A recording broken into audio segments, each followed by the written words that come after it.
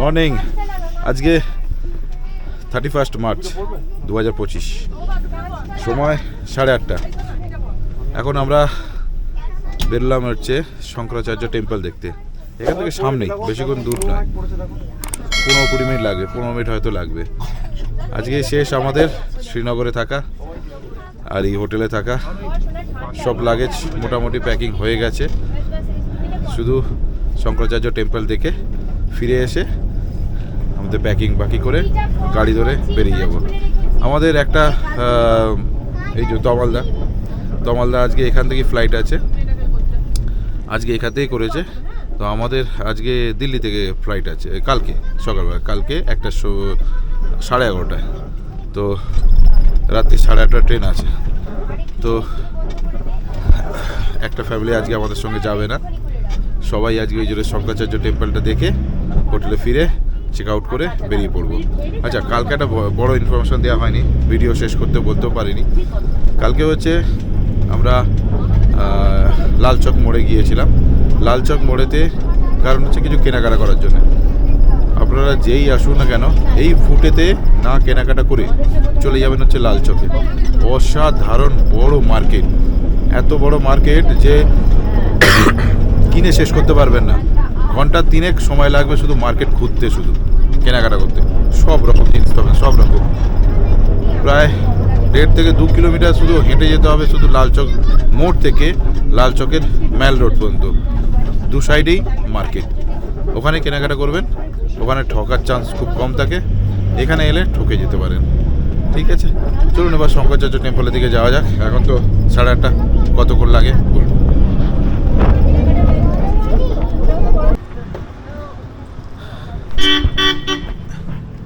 কি বলছি, এখন বাজে 9টা বাজতে 15 মিনিট বাকি, মানে 15 মিনিট লাগলো পৌঁছাতে।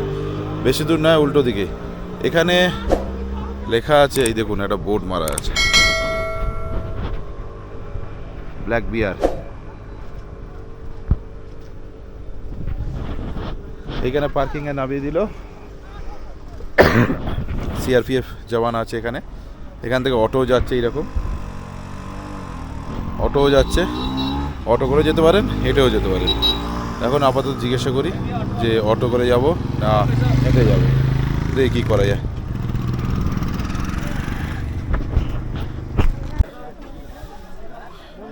9টা বাজে 2 মিনিট বাকি।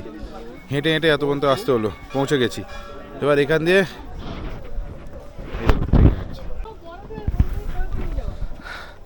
সিঁড়ি, এরম সিঁড়ি আছে, সিঁড়ি ভেঙে উঠতে হচ্ছে। সিঁড়িগুলো গোনা হয়নি, নামবার সময় গুনবো। উঠতে কষ্ট হচ্ছে, একটু বসলাম। আমার অ্যাকশন ক্যামেরা অ্যালাউ করেছে, আমি ওপরে নিয়ে আসতে পেরেছি, কিন্তু এখানে সিঁড়ি উঠতে অনেক কষ্ট লাগছে। তবে টেম্পল এসে গেছে এই সামনে। প্রতিটা ধাপ গুনে নেবো, কতগুলো সিঁড়ি হয় আপনাদের জানাবো। এই শঙ্করাচার্য টেম্পলে ঢুকলাম।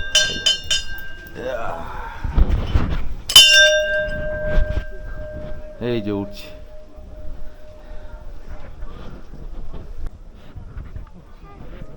এই যে শঙ্করাচার্য টেম্পল।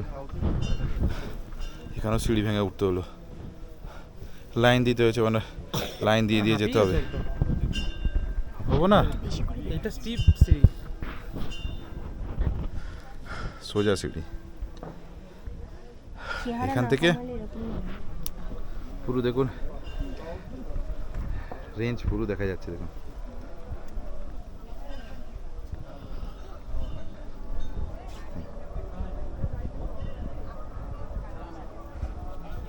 পুরো পুরো শহরটাকে দেখা যাচ্ছে। ক্যামেরাতে কত আসছে তা বলতে পারছি না, কিন্তু অসাধারণ।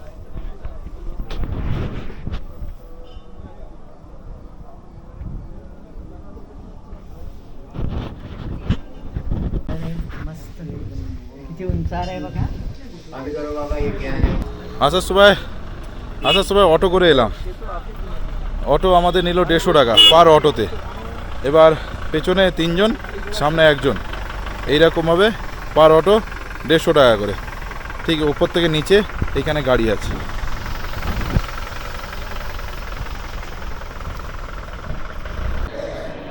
মর্নিং, আজকে 1 এপ্রিল 2025। আমরা কালকে রাত্রিবেলা ট্রেন ধরেছিলাম উত্তর এসকান্তি। সেই ট্রেন ধরে আমরা চলে এসেছিলাম দিল্লি, কারণ আজকে আমাদের 11টা 20-তে দিল্লি থেকে ইন্ডিগো ফ্লাইট আছে। তো দুটো ফ্যামিলি চলে যাচ্ছে, আমি এবং আমার আরেকজন সন্তুদা, দুজনে চলে যাচ্ছেন। আর দীপন, বিট্টুদা এবং রঞ্জনদা থেকে যাচ্ছেন। ওনারা আজকে দিল্লি বাকিটা যেটা আছে ওটা ঘুরে নেবেন। আমার আগে এটা ঘোরা হয়ে গেছে অবশ্য, সেই জন্য আমি থাকছি না।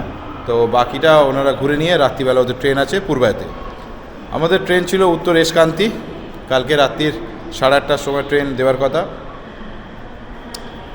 উদমপুর থেকে ট্রেন 8:30 15 মিনিট লেট করেছে।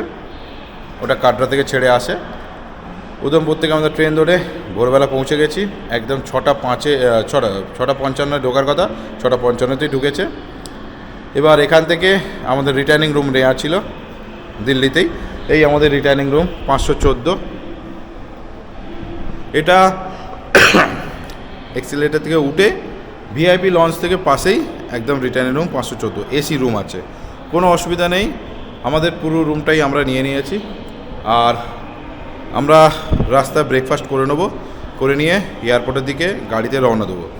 আমি মেট্রো করে যেতে পারতাম, কিন্তু আমাকে বললো যে মেট্রোতে প্রচণ্ড রাশ হবে এবং আমাদের অনেক লাগেজ আছে, বাচ্চা নিয়ে আছি, অসুবিধা হবে। তো সেই জন্য এয়ারপোর্টে আমি মেট্রো নিয়ে যাচ্ছি না, রিস্ক নিচ্ছি না। আমি এখান থেকে ইনড্রাইভ বুক করে নিচ্ছি, সেটা করেই আমরা চলে যাব দিল্লি এয়ারপোর্টে। এবং এয়ারপোর্টে আমার কিছুগুলো গ্যাজেট আছে, ড্রোন আছে, দেখি কি হয়, এগুলো চেকিংয়ে কি করে না করে। তো যদি কোনো অসুবিধা হয় অবশ্যই জানাবো। বাকি এক্সপিরিয়েন্স খুব ভালো, খুব খারাপ মিক্সড করাই আছে। ড্রাইভার সেরকম ভালো নয়। খাওয়া দাওয়ার মোটামুটি চালিয়ে দেওয়া গেছে। সবচেয়ে খারাপ লেগেছে ওখানকার কাশ্মীরিয়ান লোকেদের ব্যবহার। কাশ্মীর যতটা সুন্দর, লোকের ব্যবহার ততটা খারাপ। আমি সব লোকের বলছি না, কিন্তু যারা এই ট্যুরিস্ট স্পটে আছেন, মানে যারা এই স্লেজ গাড়ি, ঘোড়া বা রোপওয়েতে এই কাজগুলো করছেন, এরা এত পরিমাণ বিরক্ত করবে। জুতো, জামা, টুপি এই নিয়ে আপনাকে বিরক্ত করে ছাড়বে। আপনি যে ঘুরতে এসেছেন, যে ঘোরার মজাটা রাখবেন না। আমি এইটুকু ভাবতে পারি না যে আমাদের দেশেই আমরা থাকছি, আমাদের এত বিরক্ত করছে। যদি ফরেনাররা যারা আসে তাদের যদি এরকম করে, তাহলে আমাদের দেশের রেপুটেশন কোথায় যাবে? এটা অন্তত ভাবা উচিত। চলুন তাহলে আমি দিল্লি এয়ারপোর্টের দিকে যাই। বাকি এক্সপিরিয়েন্স তো আপনাদের কাছে শেয়ার করেছি। এখন সব ফ্রেশ হয়ে নিয়েছি, বেরোবো দিল্লি এয়ারপোর্টের দিকে। অ্যাট লাস্ট প্লেনে উঠলাম। এখন বাজে 11:15, 11:20-তে প্লেন ছাড়বে। কিন্তু প্রবলেম হয়ে গেছিলো অনেকক্ষণ আগে, মানে আমি লেট করে ফেলেছিলাম। 1 ঘন্টা আগে পৌঁছানোর কথা, একটু লেট হয়ে গিয়েছিল। সেই জন্যে একটু রিকোয়েস্ট করতে হলো তাড়াতাড়ি যান, চেক আউট, মানে আপনার লাগেজ তাড়াতাড়ি ড্রপ করুন, নাহলে আপনি যেতে পারবেন না, যেতে দেওয়া হবে না। তো আবার রিকোয়েস্ট করে অ্যাট লাস্ট হলো, ছুটে অনেক দূর ছুটতে হলো, করে অ্যাট লাস্ট পৌঁছালাম। তাহলে এখান পর্যন্তই আমার অভিজ্ঞতা, কাশ্মীর ঘোরার অভিজ্ঞতা আপনাদের শেয়ার করলাম। প্লেনে মোবাইল বা ইলেকট্রনিক ডিভাইস কিছু চালানো অ্যালাউ নেই, সেই জন্যে এখান পর্যন্ত দেখালাম। যদি পারি আপনাদের বাইরে কিছু শর্ট দেখাবো।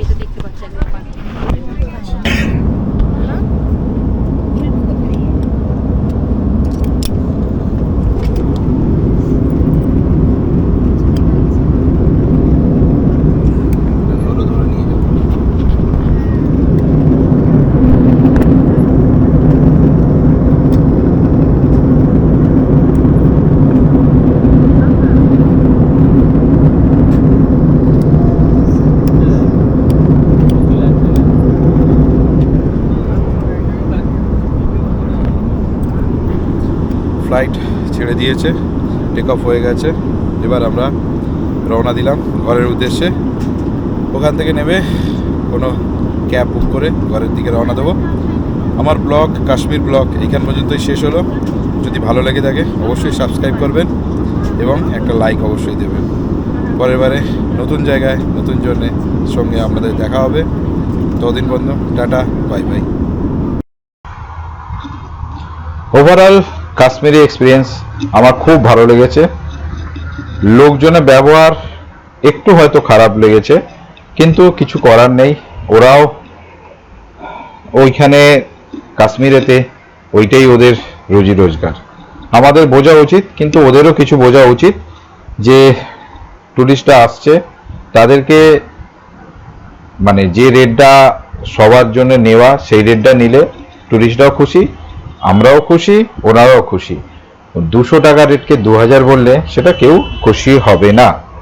আচ্ছা, যা হোক, আমাদের টোটাল বাজেট অনুযায়ী আমার ফ্যামিলি এবং টোটাল 6খানা ফ্যামিলি, স্বামী স্ত্রী এবং একটা বাচ্চা নিয়ে আমাদের খরচা হয়েছে 45,000 টাকা, ইনক্লুডিং ঘোড়া বাদে।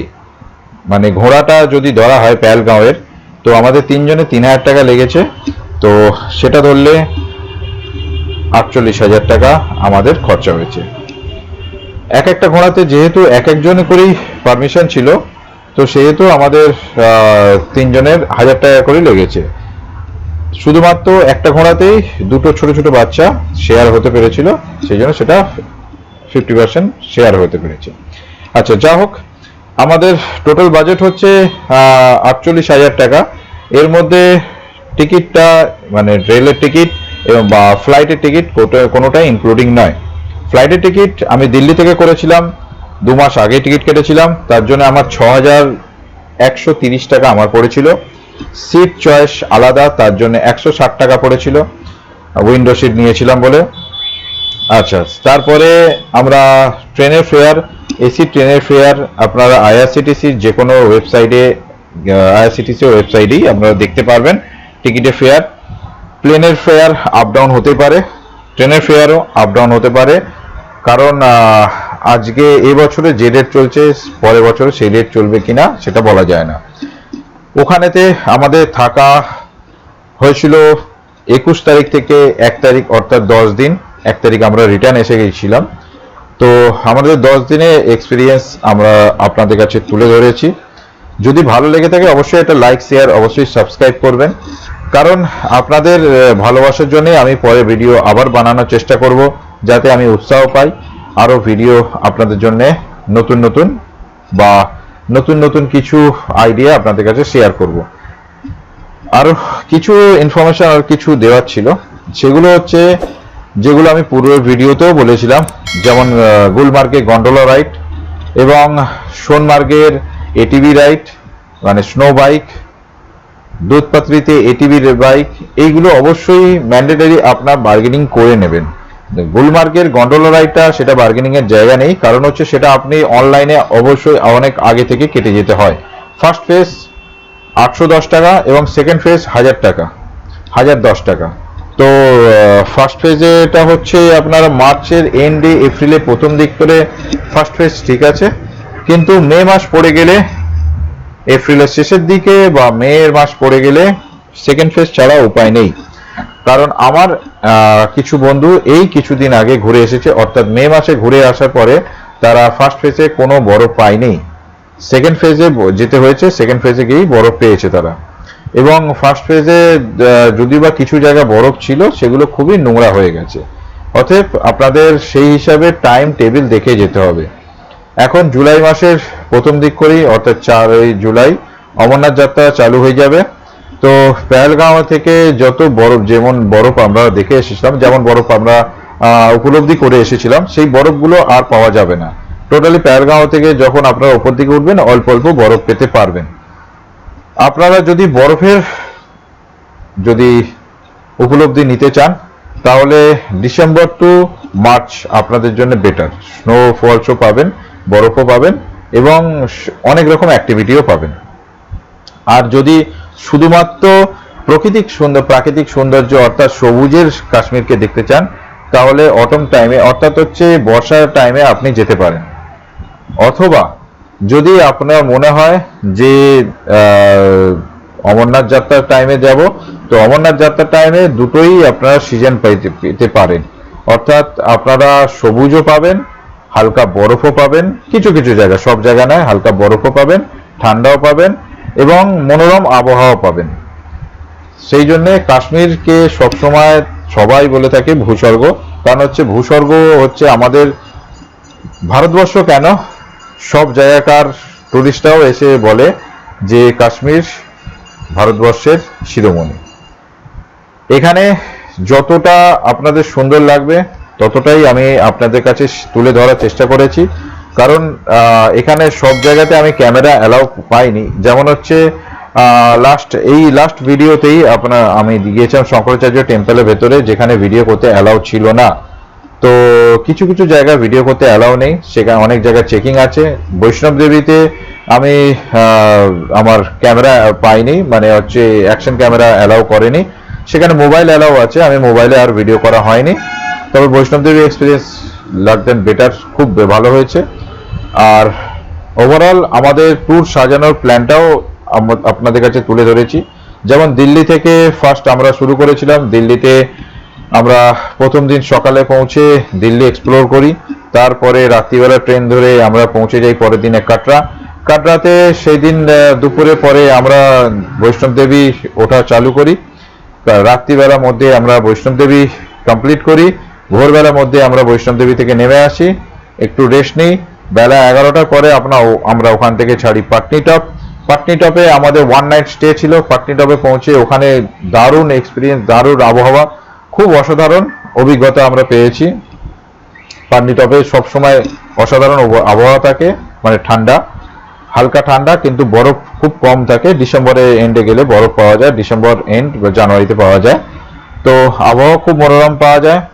তারপরে পাটনিটপ থেকে আমরা পরের দিনে চলে এলাম পেহেলগাঁওতে 2 রাত্রি।